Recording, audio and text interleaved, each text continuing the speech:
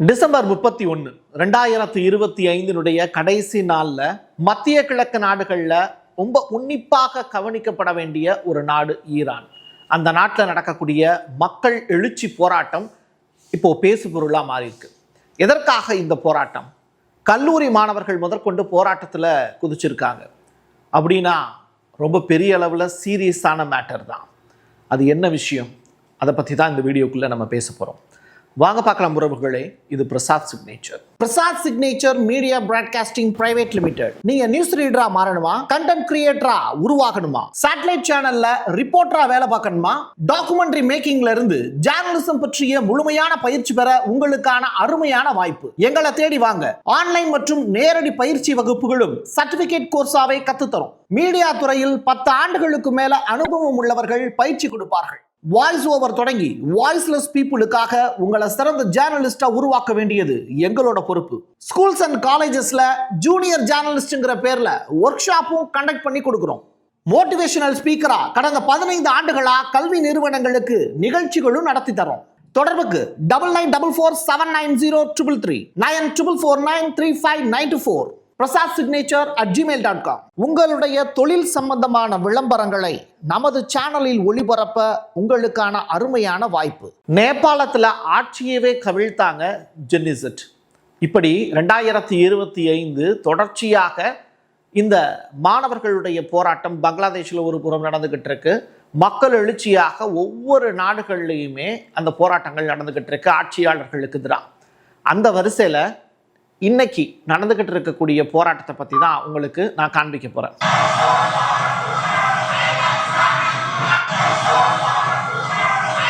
இரவு நேரத்துல கூட மக்கள் ஈரான்ல போராட்டத்தில் ஈடுபடுறாங்க.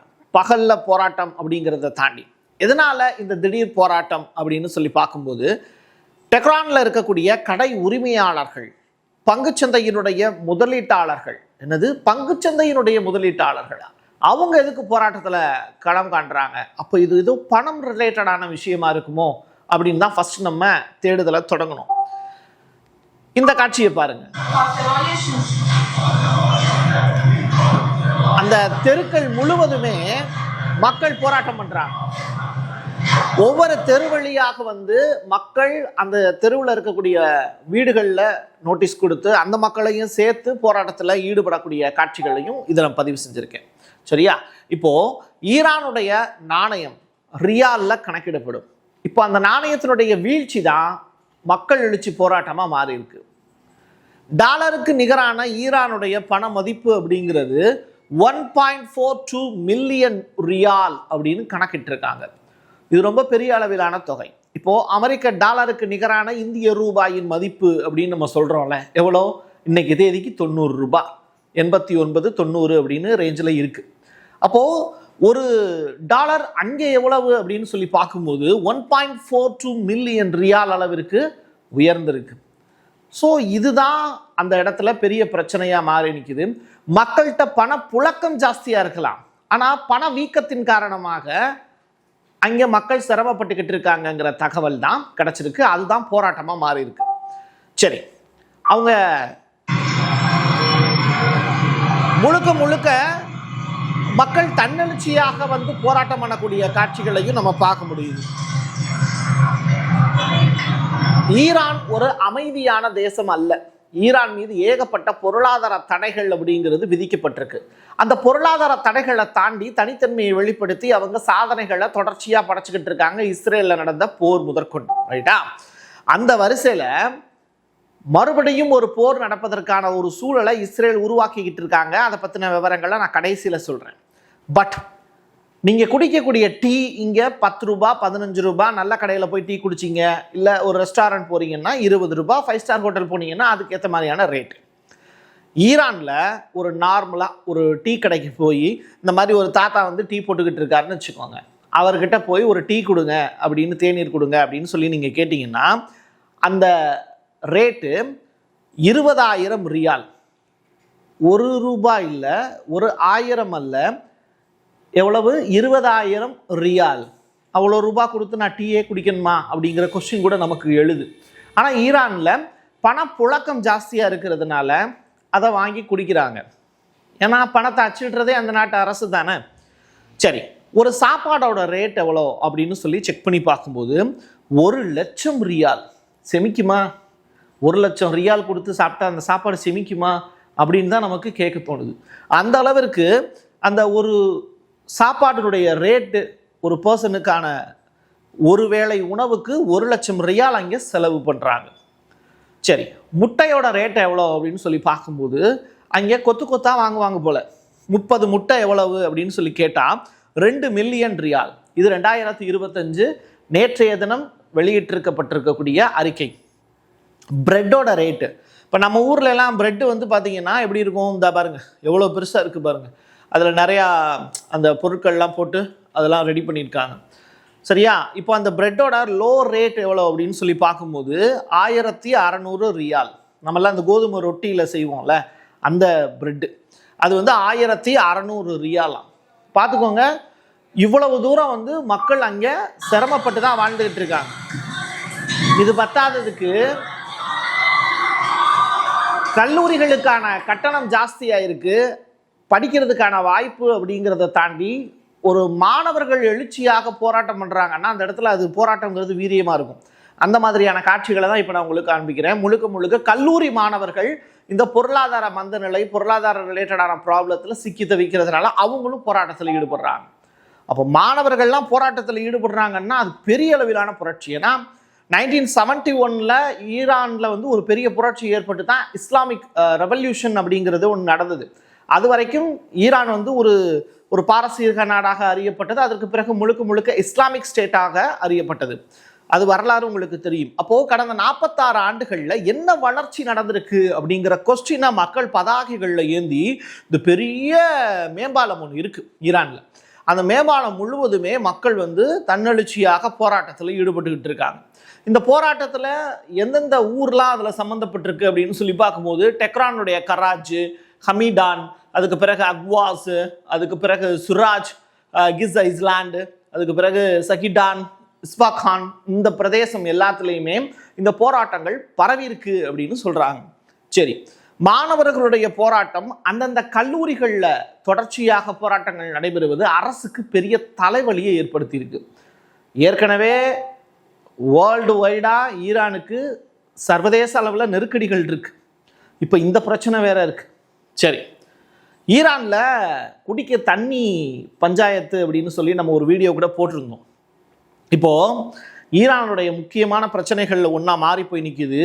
அவங்களுடைய அந்த கட்டமைப்பை உடைக்கிறதுக்கு ஒரு பிளான் நடக்குது. ஈரானுக்குன்னு ஒரு ப்ராக்சி டீம் இருக்காங்க. IRGC, BLO, Taliban, Hamas, Houthis இங்கே செங்கடல் ஏரியாவில், அதற்கு பிறகு ஹிஸ்புல்லா லெபனானில், இவங்களுக்கெல்லாம் ஆயுத சப்ளை கொடுக்கறது யாருன்னு நினைக்கிறீங்க? ஈரான் தான். ஏன்னா ஈரான் கிட்ட இருந்து தான் அவங்களுக்கு ஆயுதங்கள்லாம் போயிட்டு இருக்கு. சரியா? ஸோ இதனால அவங்களுடைய பொருளாதாரம் அப்படிங்கிறது ஆயுதங்களை தயாரிக்கிறதுக்கே அதிகமான அளவில் இன்வெஸ்ட் பண்ண வேண்டியதாக இருக்குது. ஸோ இந்த இன்வெஸ்ட்மெண்ட் அப்படிங்கிறது ஆயுதங்களுக்கு கொடுக்கறதுனால மக்களுடைய சாமானியர்களுடைய தேவையை ஃபில்அப் பண்ண முடியாமல் கமினியினுடைய அரசாங்கம், பெஜஸ்கியான் பிரசிடண்டருடைய அரசாங்கம் இப்போ சிக்கி தவிக்குது. புரியுதா? இப்போது ஈரானில் பொருளாதாரம் கிடையாது, பொருளாதாரம் வந்து ரொம்ப டவுன் ஆயிடுச்சு. தண்ணி பஞ்சாயத்து அப்படிங்கிறது நம்ம ஊர்கள்லையும் இருந்திருக்கு, ஆனால் அது சரி செய்யப்படும். எப்படி? இங்கே அதற்குண்டான தகவமைப்புகள் இருக்குது. பட் ஈரானில் தண்ணி பஞ்சாயத்துனால பக்கத்து நாடுகள்கிட்ட இருந்து தண்ணி கேட்க வேண்டிய சூழல். எண்ணெய் வளம் நிறையா இருக்குது. கச்சா எண்ணெயை விற்று இப்போ காசாக்கி என்ன பண்ணுறாங்க? தண்ணியை இறக்குமதி பண்ணுறாங்க. எவ்வளோ ஒரு துர்பாக்கியமான ஒரு நிலை பாருங்கள். இப்போ நம்ம வாழக்கூடிய நாடு எவ்வளோ சேஃப் அண்ட் செக்யூர்டாக நம்ம இருக்கோம்னு நீங்கள் யோசிச்சு பார்த்துக்கலாம். சரியா? இப்படிப்பட்ட நிலையில் இந்த மனுஷன்தான் கிட்டத்தட்ட 46 ஆண்டு காலமாக இந்த ஈரான் அப்படிங்கிற நாட்டை தன்னுடைய தலையில் ஒரு பாரமாக தூக்கி சுமந்துக்கிட்டு இருக்கார். ரைட்டா? இப்போ உணவுப் பொருட்களுடைய விலை 72% உயர்ந்துருச்சு. இவர் யாருன்னு உங்களுக்கு தெரியும், ஈரானுடைய உச்சபட்ச தலைவர் கமினி அவர்கள், அயத்துல்லா கமினி அவர்கள். மருந்து பொருட்களுடைய விலையும் 50% உயர்ந்துருச்சு. இந்த பிரெட்டு பாருங்க, ஒரு பிரெட்டு வாங்குறதுக்கு அவங்கள்ட்ட காசு கிடையாது. மருந்து பொருட்களுடைய விலை, சின்ன சின்ன பொருட்கள்ல இருந்து எல்லா பொருட்களுமே, மருந்து பொருட்கள்லாம் உங்களுக்கு சாதாரண ஒரு குழந்தைகளுக்கு போடுற நாப்கின்ல இருந்து எல்லாமே வந்து நீங்கள் அன்றாட தேவைகள் அப்படிங்கிறது குறைந்தபட்சம் நீங்கள் மெடிக்கல் ஷாப்புக்கு போகாமல் இருக்க முடியாது. 1 வீக் ஒரு தடவையாவது இன்னைக்கு இருக்கக்கூடிய ஃபேமிலிஸ் வந்து மெடிக்கல் ஷாப் வராங்க. அப்போ அந்த மருந்து பொருட்களுடைய விலையெல்லாம் 50% உயர்ந்துருச்சுன்னா மக்களுடைய வாழ்வாதாரம் டோட்டலாக முடங்கிரும்ல. அதுதான் இங்கே நடக்குது. ஸோ மக்கள் போராட்டம் ரொம்ப தீவிரமாக இருக்கிறதுனால கமினி அவர்களே பேசுங்கள் அப்படின்னு மக்கள் வந்து இப்போ போராட்டத்தில் குரல் கொடுக்க ஆரம்பிக்கிறாங்க. பட் கமினி அவர்கள் என்ன பேச போறாரு, அவருடைய அடுத்த கட்ட மூவ் என்னவா இருக்க போகுது அப்படிங்கிறது தெரியல. ரெண்டாவது, அங்கே இருக்கக்கூடிய ரொம்ப இம்பார்ட்டண்டான ப்ராப்ளத்தில் ஒன்று சொல்கிறேன் நான். 2025 மட்டும் 2100க்கும் மேற்பட்டோருக்கு அங்கே மரண தண்டனை கொடுக்கப்பட்டிருக்கு. குறிப்பாக இஸ்ரேலை காட்டி கொடுத்தாங்க, இஸ்ரேலுடைய கைக்கூலிகளாக இருக்கக்கூடியவர்கள், மொசாட்டினுடைய உளவாளிகள் அப்படின்னு ஏகப்பட்ட பேர். அது லிஸ்ட்டே ஒரு 50 பேருக்கு மேலே நமக்கு தெரிஞ்சிருக்கு. பட் அங்கே இருக்கக்கூடிய பொதுமக்களையும் அவங்க தூக்கிலிட்டுறாங்க. இதுதான் அங்கே பெரிய கிரைசிஸ் ஏற்படுத்தியிருக்கு. நீங்கள் பொதுமக்களை தூக்கிடுறது அப்படிங்கிறது நம்ம ஊர்லலாம் அந்த ப்ராசஸ் நடந்து முடிகிறதுக்கே ரொம்ப காலமாகும். குடியரசுத் தலைவர் கூட கருணை அடிப்படையில் விடுதலை செய்யலாம். பட் ஈரானில் அப்படி கிடையாது. நீங்கள் ஒரு ஜட்ஜ்மெண்ட் கொடுத்துட்டீங்க அப்படின்னா அந்த தண்டனை நிறைவேற்றப்பட்டாகணும். அப்போது நல்லவங்களா கெட்டவங்களா அப்படிங்கிறத தாண்டி பொதுமக்களில் ஒரு 2100 பேர் வந்து தூக்கிலிடப்பட்டிருக்காங்க அப்படிங்கிறது அந்த நாட்டின் மீதான ஒரு நம்பிக்கை அற்ற தன்மையை மக்கள்கிட்ட ஏற்படுத்துது. இதனால் ஈரானை விட்டு நிறையா பேர் வெளிநாடுகளை நோக்கி ஓடுறவங்களும் இருக்காங்க. ஏன்னா அவங்களுக்கான வாய்ப்புகள் அப்படிங்கிறது வேர்ல்டு வைடாக இருக்குது. ஸோ அதை நோக்கி அவங்க போகிறாங்க. ஸோ படித்தவங்கள்லாம் உள்நாட்டில் இருந்து வெளிநாடுகளுக்கு போனதுனால அந்த ப்ராப்ளத்தையும் ஈரான் சந்திச்சுக்கிட்டு இருக்கு. சரி, இஸ்ரேல் போர் பற்றி உங்களுக்கு தெரியும். 12 நாள் தொடர்ச்சியாக போர் நடந்துச்சு. அதில் ஈரானுக்கு வெற்றி கிடைத்தது அப்படிங்கிறதெல்லாம் ஒரு பக்கம். ஆனாலும் அவங்களுக்கான லாஸ் அப்படிங்கிறது கண்டிப்பாக குறைந்தபட்சம் ஏதாவது ஒன்று இருக்கும். அமெரிக்காவினுடைய அழுத்தம், பொருளாதார தடை, இந்த ப்ராப்ளத்தெல்லாம் தாண்டி ஐக்கிய நாடுகள் சபையிலையும் அவங்களுக்கு நெருக்கடி இருக்குது. அப்போது நீங்கள் சந்தையில் ஒரு பொருள் விளையுது அப்படின்னா அதை விற்கிறதுக்கான வாய்ப்பு இருக்கணும். விற்றா தானே காசு கிடைக்கும். அப்போ தானே உங்களுக்கு டாலருக்கு நிகரான தன்னுடைய ரூபாயினுடைய ரேட்டும் ஏறும். அவங்க ரியாலில் ரேட் ஏறணும்ல. அதுக்கான வாய்ப்பை உலக நாடுகள் கொடுக்க மாட்டுறாங்க. ஸோ வர்த்தகம் ரிலேட்டடாக ஈரான் வந்து முடக்கப்படுது. அந்த இடமும் பிரச்சனையாக மாறுது. ஈரானில் அடுத்து நடக்க போவது என்ன அப்படிங்கிற பெருத்த கொஸ்டின் இருக்குது. சாக்ரோஸ் அப்படின்னு சொல்லிட்டு மலைகள், பள்ளத்தாக்கு, பாலைவனம், இப்படி நாற்புறமும் ஈரானுக்கு இயற்கையினுடைய பாதுகாப்பு ரொம்ப சேஃப் அண்ட் செக்யூர்டாக தான் இருக்குது. அதில் ப்ராப்ளம் இல்லை. நீங்கள் ஈரானுக்குள்ளே இறங்கி ஒரு நாடு அட்டாக் பண்ணணும் அப்படின்னா அவ்வளோ சாதாரணமான விஷயம் கிடையாது. அது முடியவும் முடியாது. எனினும் விவசாயிகள் அங்கே இருக்கக்கூடியவங்களுடைய எண்ணிக்கை அப்படின்னு சொல்லி பார்க்கும்போது, எண்ணிக்கையை விடுங்க, அத்தனை விவசாயிகளுக்குமே 50 வயசுக்கு மேலே ஆயிடுச்சு அப்படின்னு சொல்கிறாங்க. அப்படின்னா என்ன அர்த்தம்? அங்கே 50 வயசுக்கு மேலே இருக்கிறவங்க மட்டும்தான் இப்போ விவசாயமே பண்ணுறாங்கன்னு அர்த்தம். ஸோ படித்தவங்க இன்றைக்கி இருக்கக்கூடிய இலசுகள் எல்லாருமே விவசாயத்தை விட்டு வெகு தூரத்துக்கு போயிட்டாங்க. மின்சார பற்றாக்குறை, வறட்சியால் உணவுப் பொருட்களுக்கு வேறு நாட்டவரை நாட வேண்டிய நிலை தான் அங்கே இருக்குது. தண்ணியும் இல்லை. சரியா? இந்த மாதிரியான ப்ராப்ளம்னால ஈரான் இப்போ சிக்கி தவிக்குது. 2025 நம்ம அதிகமாக பார்த்த வீடியோக்களில் ஒன்று ஈரான். கூகுள்லையும் அதிகமாக தேடப்பட்ட வார்த்தைகளில் முதல் 10 இடத்துல இருக்கக்கூடிய ஒரு பேர் ஈரான். ஈரானில் இருக்கக்கூடிய பெண்கள்லாம் ஹிஜாப் ரிலேட்டடான பிரச்சனைகளையும் எழுப்பியிருக்காங்க. அது தன்னுடைய அடிப்படை உரிமை அப்படின்னு குரல் கொடுத்து அதை அங்கீகாரமாக ஏற்றுக்கிட்டவங்களும் இருக்காங்க. இப்படி இருவேறு பிளாட்ஃபார்ம்லையும் நம்ம பயணிச்சிருக்கோம். ஆனால் அப்படிப்பட்ட ஈரான் இன்னைக்கு பொருளாதாரத்தில் முடங்கி போய் நிற்கிது. கடைசி ஒரு வாரத்தில் மட்டும் ஈரான் ரொம்ப பெரிய அளவில் சிக்கலில் இருக்குது. இதை பயன்படுத்திக்கிட்டு இஸ்ரேல் ஈரானை இந்த டயத்தில் அட்டாக் பண்ணோன்னா நம்முடைய வாழ்வாதாரம் பாதிக்கப்படாமல் இருக்கும்னு அவங்க ஒரு பிளான் போடுறாங்க. அமெரிக்காவுக்கு நெருக்கடி கொடுக்குறாங்க. 2026 ஃபஸ்ட் வீக்கில் ஈரான் அட்டாக் பண்ணுறதுக்கான வாய்ப்பு இருக்குது அப்படிங்கிற மாதிரியான தகவல்களும் வெளியாகிட்டு இருக்கு. இது ரிலேட்டடான ஒரு எக்ஸ்க்ளூசிவான நியூஸ் வந்து அடுத்தடுத்து உங்களுக்கு நான் வெளியிடுவேன். நியூ இயர் செலிப்ரேஷன் எல்லாருடைய வீடுகள்லையும் சிறப்பாக இருக்கும். Happy new year. வரக்கூடிய 2026 எல்லாருக்குமே மகிழ்ச்சி பொங்கக்கூடிய ஆண்டாக இருக்கணும்னு பிரசாத் சிக்னேச்சர் உங்களுக்கு வாழ்த்துக்களையும் தெரிவித்துக் கொள்கிறது. என் கையெழுத்து என் மக்களுக்கானது உறவுகளே. மீண்டும் ஒரு பதிவில் சந்திக்கலாம். நன்றி, வணக்கம். Prasad signature media broadcasting private limited. நீங்க நியூஸ் ரீடரா மாறணுமா, கண்டென்ட் கிரியேட்டரா உருவாகணுமா, சேட்டலைட் சேனல்ல ரிப்போர்ட்டரா வேலை பார்க்கணுமா, டாக்குமெண்ட்ரி மேக்கிங்ல இருந்து ஜேர்னலிசம் பற்றிய முழுமையான பயிற்சி பெற உங்களுக்கான அருமையான வாய்ப்பு. எங்களை தேடி வாங்க.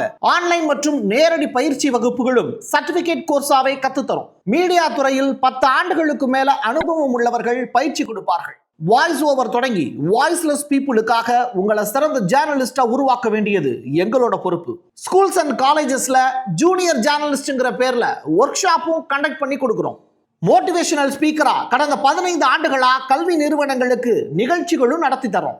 தொடர்புக்கு 9944790333 94493594 prasad@gmail.com. உங்களுடைய தொழில் சம்பந்தமான விளம்பரங்களை நமது சேனலில் ஒளிபரப்ப உங்களுக்கான அருமையான வாய்ப்பு.